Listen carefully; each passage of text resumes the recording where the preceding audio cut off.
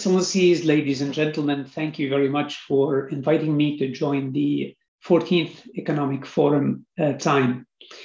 I'm very pleased to join you today from Geneva, Switzerland, to talk about the standards that we are developing for 5G and the digital transformation. My name is Bilel Jamousi. I'm the chief of the study groups department in the Telecommunications Standardization Bureau. The first, if we take a look at the 5G standards, or IMT 2020, as we call them in ITU, there has been a number of standards that are the technical foundation for 5G beyond the radio interface.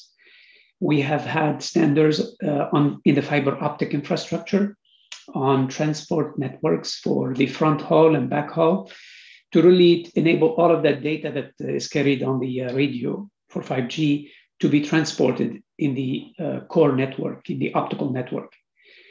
A lot of effort on multimedia coding, as we expect 80% of the network traffic to be video.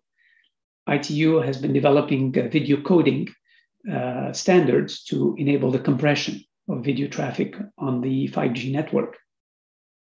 Advancements in the surface quality to not only look at the voice and video, but also augmented reality and virtual reality standards for performance, quality of service, and quality of experience. Numbering and emergency communications.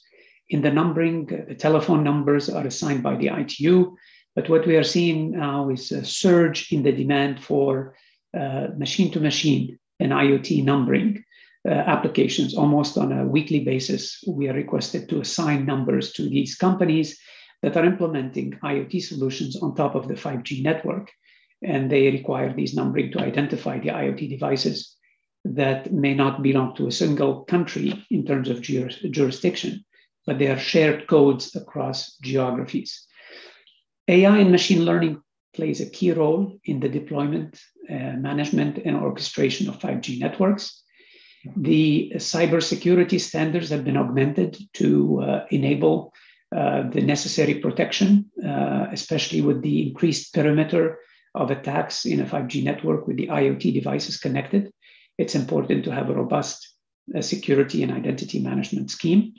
The Internet of Things is really expanding rapidly in terms of devices connected to the 5G network. And as you see, the 5G network has three main pillars: ultra broadband, massive type connectivity with IoT, and low latency. Another topic of importance in standards is the electromagnetic fields and EMF in terms of the environment, and the standards that allow us to measure the EMF in accordance with the ICNIRP and WHO guidelines. A new area in terms of quantum information technologies, we have new standards on quantum key distribution. These are encryption mechanisms that are quite robust to quantum computers. And we have standards that have been deployed in that direction. And of course, accessibility is a cut across to make sure that the 5G network and the digital transformation is accessible to all. This work is done in what we call the study groups. And we have a number of study groups in ITU that are developing these standards and publishing these standards. And the participation is by the 193 member states, about 800 private sector entities, and 160 academia and research institutes. And this is really, the 5G network will allow us to embark and deploy what we call the digital transformation. And we have a number of standards that enable the digital transformation in terms of the smart grid connectivity, the healthcare and telemedicine, digital health, smart cities, the key performance indicators for smart cities and communities, digital finance and the security infrastructure for digital finance, digital agriculture, smart mobility, and disaster management. And what we have seen in terms of the ITU membership, there is a surge in companies, private sector entities joining us because of this digital transformation, because it's no longer the telecom companies, but it is automotive industry, healthcare, banking are interested and are part of this digital transformation, and hence they're joining ITU. And this slide shows the interplay between the transformation of the sector itself. The digital or ICT sector continues to improve with new technologies of open source, AR and VR, quantum computing or technologies, cloud, and emerging networks. And that transformation of our sector, the ICT sector, is really helping the other sectors transform. So there is a closed loop between the transformation of the digital sector and it enabling the transformation of transport, banking, cities, education, and really to enable the fourth industrial revolution with tools like AI, machine learning, data, and the Internet of Things. A lot of work happens in what we call the focus groups, which are open platforms.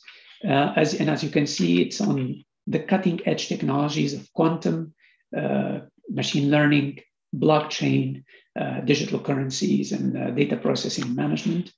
Currently, we have a number of active focus groups using AI, leveraging AI, to really accelerate achieving the sustainable development goals on a number of areas, from environment to agriculture to digital finance, etc. And even in the network itself, in 5G, we see that AI and machine learning is an important tool to allow us to orchestrate and manage.